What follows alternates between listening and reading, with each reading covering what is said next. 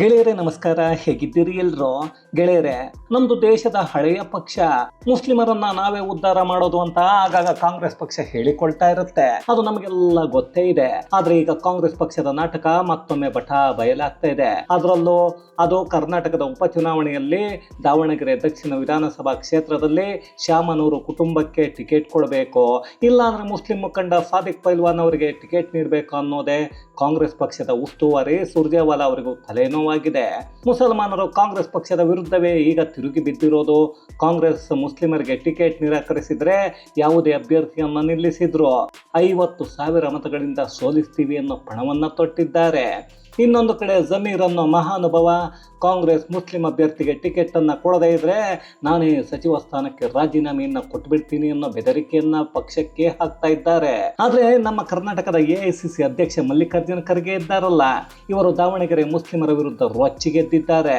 ನಮ್ಮ ಸಿದ್ದರಾಮಯ್ಯ ಮುಂದಿನ ಜನ್ಮದಲ್ಲಿ ಮುಸಲ್ಮಾನನಾಗಿ ಹುಡ್ತೀನಿ ಅಂತಿದ್ರಲ್ಲ, ಅವರಾದ್ರೂ ಮುಸಲ್ಮಾನರ ಪರ ಇದ್ದಾರಾ ಅಂತ ನೋಡಿದ್ರೆ ಅವರ ಉಸಿರೇ ಕೇಳಿಸ್ತಾ ಇಲ್ಲ.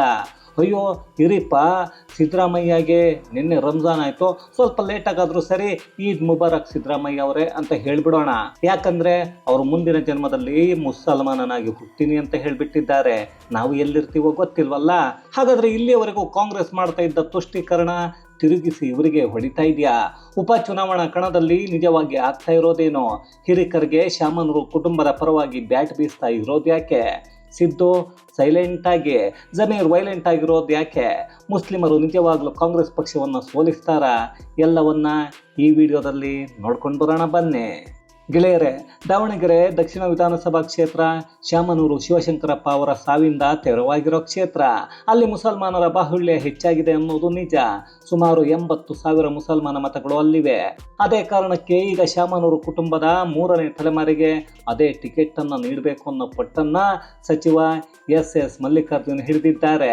ಈಗಾಗಲೇ ಆ ಕುಟುಂಬದಲ್ಲಿ 2 ಗೆದ್ದು ಅಧಿಕಾರವನ್ನ ಹಿಡಿದಿದ್ದಾರೆ.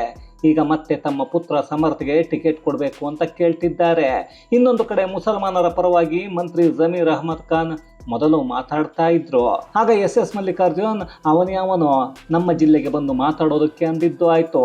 ಈಗ ಮುಸ್ಲಿಂ ಮುಖಂಡ ಸಾದಿಕ್ ಪೈಲ್ವಾನ್ ನನಗೆ ದಾವಣಗೆರೆ ದಕ್ಷಿಣ ಕ್ಷೇತ್ರದ ಟಿಕೆಟ್ ಅನ್ನ ಕೊಡಿ, ನಮ್ಮವರ ಜನಸಂಖ್ಯೆ ಜಾಸ್ತಿ ಇದೆ, ಅದೇ ವೀರಶೈವ ಲಿಂಗಾಯತರ ಸಂಖ್ಯೆ ಕೇವಲ 20,000 ಇದೆ, ಇಲ್ಲಿವರೆಗೂ ಶಿವಶಂಕರಪ್ಪ ಅವರು ಇದ್ರು ಅಂತ ಅವರ ಮಾತನ್ನ ಕೇಳಿ ಅವರನ್ನ ಗೆಲ್ಲಿಸಿದ್ವಿ. ಈಗಲೂ ಅವರದ್ದೇ ಕುಟುಂಬಕ್ಕೆ ಟಿಕೆಟ್ ಕೊಟ್ರೆ ಮುಸ್ಲಿಮರು ಕಾಂಗ್ರೆಸ್ಗೆ ಮತವನ್ನ ಹಾಕಿ ಮುಖವನ್ನ ನೋಡ್ಬೇಕಾ ಅಂತಿದ್ದಾರೆ. ಇಲ್ಲಿ ನಾವುಗಳು ಗಮನ ಇಟ್ಟು ನೋಡ್ಬೇಕಾಗಿರೋದು, ಕೆಲ ಮಾಧ್ಯಮಗಳು ಮತ್ತು ಮುಸ್ಲಿಮರು ಮಾತಾಡ್ತಾ ಇರೋದು ಅವರ ಜನಸಂಖ್ಯೆ ಜಾಸ್ತಿ ಇದೆ ಅಂತ. ಅದು ನಿಜ. ಅದೇ ಇಲ್ಲಿ ಹಿಂದೂಗಳು ಅಂತ ಒಂದು ಧರ್ಮವನ್ನ ತಗೊಂಡು ನೋಡಿದ್ರೆ ಹಿಂದೂಗಳನ್ನ ಜಾತಿವಾರು ವಿಂಗಡಣೆ ಮಾಡಿಲ್ಲ ಅಂದ್ರೆ ಸುಮಾರು 1,30,30,000ಕ್ಕೂ ಹೆಚ್ಚು ಮತದಾರರಿದ್ದಾರೆ. ಇಲ್ಲಿ ಕೇವಲ ಮುಸಲ್ಮಾನರ ಲೆಕ್ಕವನ್ನ ಎಲ್ಲರೂ ಒಂದೇ ಅನ್ನೋ ಲೆಕ್ಕ ಹೇಳ್ತಾ ಇದ್ದಾರೆ. ಅಲ್ಲಿ ಜಾತಿ ವಿಂಗಡಣೆ ಮಾಡಿಲ್ಲ. ಅದೇ ಹಿಂದೂಗಳನ್ನ ಯಾವ ಜಾತಿಯವರು ನಿಲ್ತಾರೆ, ಕೇವಲ ಆ ಜಾತಿಯ ಮತಗಳು ಎಷ್ಟಿವೆ ಅದನ್ನ ಮಾತ್ರ ಮಾತಾಡ್ತಾ ಇದ್ದಾರೆ. ಇಲ್ಲಿವರೆಗೂ ಕಾಂಗ್ರೆಸ್ ಪಕ್ಷದಲ್ಲಿರೋ ಎಡವಟ್ಟು ಹಿಂದೂ ನಾಯಕರು ಜಾತಿ ಗಣತಿ ಮಾಡುವಾಗ ಸುಮ್ಮನೆ ಇದ್ರಲ್ಲ, ಈಗ ಅನುಭವಿಸಿ. ಹಾಗಾದ್ರೆ ಇಲ್ಲಿ ಈಗ ಕಾಂಗ್ರೆಸ್ ಇಂದ ಯಾರಿಗೆ ಟಿಕೆಟ್ ಸಿಗುತ್ತೆ ಅನ್ನೋದು ಇಲ್ಲಿವರೆಗೂ ಫೈನಲ್ ಆಗಿಲ್ಲ. ಅದೇ ಬಿಜೆಪಿ ಶ್ರೀನಿವಾಸ್ ದಾಸ್ ಕರಿಯಪ್ಪ ಅವರಿಗೆ ಟಿಕೆಟ್ ಘೋಷಣೆಯನ್ನ ಮಾಡಿ ಹಿಂದುಳಿದ ವರ್ಗದ ಕಾರ್ಯಕರ್ತನಿಗೆ ಟಿಕೆಟ್ ಕೊಟ್ಟಂತಾಗಿದೆ.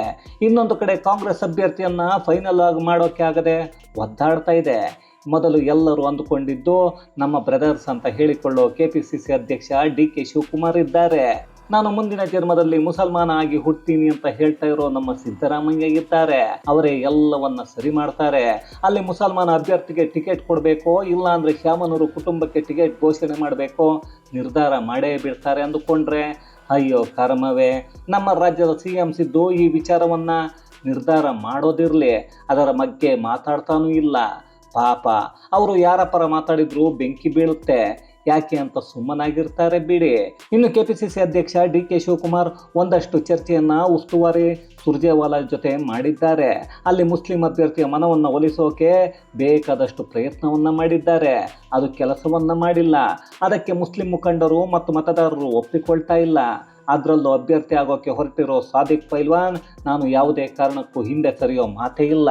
ನನಗೆ ಕಾಂಗ್ರೆಸ್ ಪಕ್ಷ ಬಿ ಫಾರಂ ಕೊಡದೇ ಇದ್ರೆ ಮುಂದೆ ಅದೇನು ಮಾಡಬೇಕು ಅನ್ನೋದನ್ನ ತೀರ್ಮಾನ ಮಾಡ್ತೀವಿ ಅಂತಿದ್ದಾರೆ.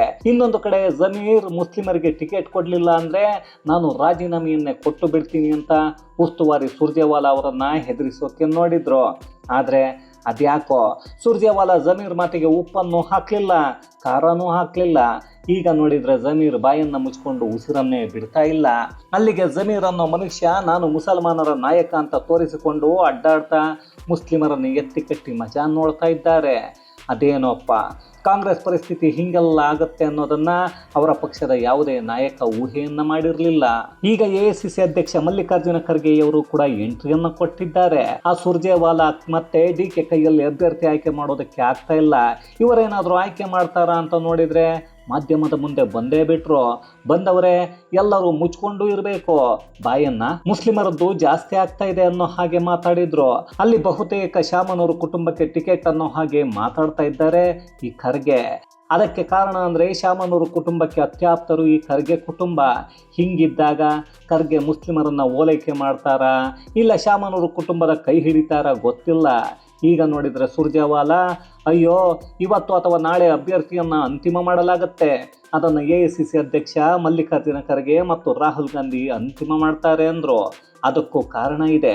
ನಿನ್ನೆ ರಂಜಾನ್ ಇತ್ತು. ನಿನ್ನೆ ಅಭ್ಯರ್ಥಿಯನ್ನ ಘೋಷಣೆ ಮಾಡಿದರೆ ಅಲ್ಲಿ ಮುಸ್ಲಿಮರಿಗೆ ಟಿಕೆಟ್ ಕೊಟ್ಟಿಲ್ಲ ಅಂದರೆ ಒಂದಷ್ಟು ಗಲಭೆಗಳು ಆಗಬಹುದು ಅನ್ನೋ ಕಾರಣಕ್ಕೆ ಘೋಷಣೆಯನ್ನ ಮಾಡಿಲ್ಲ. ಈಗಾಗಲೇ ಶಾಮನೂರು ಕುಟುಂಬಕ್ಕೆ ಟಿಕೆಟ್ ಅನ್ನ ಅಂತಿಮಗೊಳಿಸಲಾಗಿದೆ ಅನ್ನೋ ಮಾತುಗಳು ಕೇಳಿ ಬರ್ತಾ ಇವೆ. ಮುಂದೆ ಅದೇನಾಗತ್ತೆ ಅನ್ನೋದನ್ನು ನೋಡಬೇಕು. ಇಲ್ಲಿ ಉಪಚುನಾವಣೆಯಲ್ಲಿ ಮುಸ್ಲಿಂ ಅಭ್ಯರ್ಥಿಗೆ ಟಿಕೆಟ್ ಅನ್ನು ಕೊಡದೇ ಇದ್ರೆ ಮುಂದೆ ಬರೋ ಪಂಚರಾಜ್ಯಗಳ ಚುನಾವಣೆಯಲ್ಲಿ ಕಾಂಗ್ರೆಸ್ ನಾಯಕರ ಪಂಚೆ ಅದೇನಾಗುತ್ತೋ ಗೊತ್ತಿಲ್ಲ. ಯಾಕಂದ್ರೆ ಇಲ್ಲಿ ಕಾಂಗ್ರೆಸ್ ಮುಸ್ಲಿಮರನ್ನ ಕೇವಲ ಓಲೈಕೆ ಮಾಡಿಕೊಂಡು ಮತವನ್ನು ಹಾಕಿಸಿಕೊಳ್ತಾ ಇದೆ ಅನ್ನೋ ಆರೋಪಗಳು ಬಹಳಷ್ಟು ಕೇಳಿ ಬರ್ತಾ ಇವೆ. ಅದು ನಿಜ ಕೂಡ. ಈಗಲಾದರೂ ಅವರಿಗೆ ಒಂದಷ್ಟು ಕ್ಷೇತ್ರಗಳಲ್ಲಿ ಟಿಕೆಟ್ ಕೊಟ್ಟು ಗೆಲ್ಲಿಸಿಕೊಳ್ತಾರಾ? ಇಲ್ಲಿ ಕಾಂಗ್ರೆಸ್ ಗುಲಾಬ್ ನಬಿ ಆಜಾದ್ ನಂತರ ಯಾವುದೇ ಮುಸ್ಲಿಂ ಮುಖಂಡನಿಗೂ ಉನ್ನತ ಸ್ಥಾನವನ್ನು ನೀಡಿಲ್ಲ. ಈಗ ಅದೇನು ಮಾಡ್ತಾರೆ? ಒಂದು ಕಡೆ ಮುಸ್ಲಿಂ ಅಭ್ಯರ್ಥಿಗೆ ಟಿಕೆಟ್ ಕೊಡಲಿಲ್ಲ ಅಂದರೆ ಪಂಚರಾಜ್ಯದ ಚುನಾವಣೆಯಲ್ಲಿ ಒಂದಷ್ಟು ಹೊಡೆತ ಬೀಳುತ್ತೆ ಅನ್ನೋದು ಗ್ಯಾರಂಟಿ. ಅದೇ ಶಾಮನೂರು ಕುಟುಂಬದ ಸಮರ್ಥಗೆ ಕೊಡಲಿಲ್ಲ ಅಂದರೆ ಮುಂದೆ ಅದೇನು ಕಾದಿದೆ ಅಂತ ನೋಡಬೇಕು. ಯಾಕಂದರೆ ಈಗಾಗಲೇ ಸಮರ್ಥ 2 ಬಾರಿ ನಾಮಪತ್ರವನ್ನು ಸಲ್ಲಿಕೆ ಮಾಡಿದ್ದಾರೆ.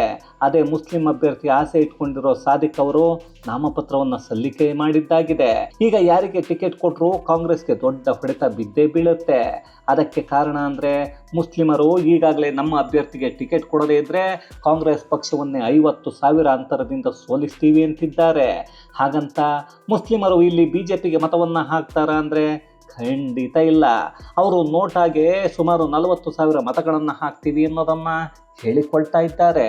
ಇನ್ನು ಕಾಂಗ್ರೆಸ್ಗೆ ಒಂಥರ ಕಷ್ಟ ಆಗೋಗಿದೆ. BJP ಸುಲಭವಾಗಿ ಗೆದ್ದುಕೊಳ್ಳುತ್ತಾ ಅಂದರೆ ಅದನ್ನು ಹೇಳೋದಕ್ಕೆ ಆಗಲ್ಲ. ಅದಕ್ಕೆ ಕಾರಣ ಅಂದರೆ ಕಾಂಗ್ರೆಸ್ ಕಿತ್ತು ಹೋಗಿರೋ ಪಕ್ಷ. ಆದರೆ BJP ಕರ್ನಾಟಕ ಇದೆಯಲ್ಲ, ಇದು ಹರಿದು ಹೋಗಿರೋ ಪಕ್ಷ. ಕರ್ನಾಟಕದ BJPಯಲ್ಲಿ ಎಲ್ಲರೂ ಬದುಕಿದ್ದಾರಾ, ನಾಯಕರು ಇದ್ದಾರಾ ಅಂತ ನಾವೇ ಹುಡುಕಬೇಕು. ರಾಜ್ಯಾಧ್ಯಕ್ಷ ವಿಜಯೇಂದ್ರ, ವಿಪಕ್ಷ ನಾಯಕ ಆರ್ ಅಶೋಕ್, ಇನ್ನೊಂದಷ್ಟು ಜನರು ಇದ್ದಾರಲ್ಲ, ಅದೇ ನಾಯಕರು ಅಂತ ಹೇಳ್ಕೊಳ್ಳೋರು. ಅದೇನು ಮಾಡ್ತಾ ಇರ್ತಾರೋ ಅವರಿಗೇ ಗೊತ್ತು. ರಾಜ್ಯದಲ್ಲಿ 2 ಅಯೋಗ್ಯ ಪಕ್ಷಗಳನ್ನು ಇಟ್ಕೊಂಡಿದ್ದೀವಿ. ಹೇಳೋದಕ್ಕೆ 2 ರಾಷ್ಟ್ರೀಯ ಪಕ್ಷಗಳೇ. ಅದರಲ್ಲಿರೋ ನಾಯಕರು ಕೈಲಾಗದ ನರಸತ್ತವರು. ಅದೇ ಕಾರಣಕ್ಕೆ ಯಡಿಯೂರಪ್ಪ ಕುಟುಂಬ ಅಜಯ್ ಕುಮಾರ್ ಅವರಿಗೆ ಟಿಕೆಟ್ ಕೊಡಿ ಅಂತ ಕೇಳಿತ್ತು. ಆದರೆ BJP ಹೈಕಮಾಂಡ್ ರಾಜ್ಯ ನಾಯಕರಿಗೆ ಬುದ್ಧಿಯನ್ನು ಕಲಿಸೋಕೆ ನೀವು ಹೇಳಿದ ಹಾಗೆಲ್ಲ ಮಾಡೋಕ್ಕಾಗಲ್ಲ, ನೀವು ಹೇಳಿದ್ದನ್ನು ಕೇಳಲ್ಲ, ನೀವು ನಿಮ್ಮನ್ನು ಸರಿ ಮಾಡಿಕೊಳ್ಳದೇ ಇದ್ದರೆ ಮುಂದೆ ಸಾಮಾನ್ಯ ಕಾರ್ಯಕರ್ತರಿಗೆ ಟಿಕೆಟ್ ಕೊಡಲಾಗುತ್ತೆ ಅನ್ನೋ ಸೂಚನೆಯನ್ನು, ಎಚ್ಚರಿಕೆಯನ್ನು ರವಾನೆ ಮಾಡ್ತಾ ದಾವಣಗೆರೆ ದಕ್ಷಿಣಕ್ಕೆ ಶ್ರೀನಿವಾಸ್ ದಾಸ್ ಕರಿಯಪ್ಪ ಅವರಿಗೆ ಟಿಕೆಟ್ ನೀಡಿ ಶಾಕನ್ನು ಕೊಡ್ತಾ ಇದೆ.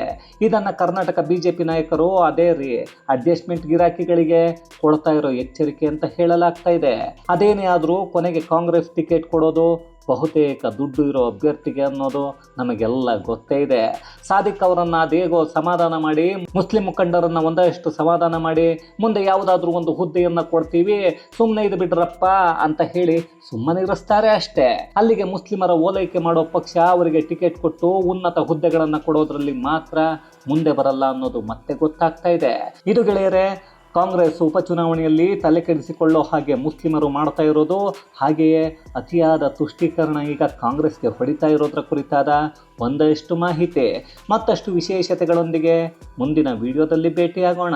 ಅಲ್ಲಿಯವರೆಗೂ ಕನ್ನಡವೇ ಸತ್ಯ, ಕನ್ನಡವೇ ನಿತ್ಯ.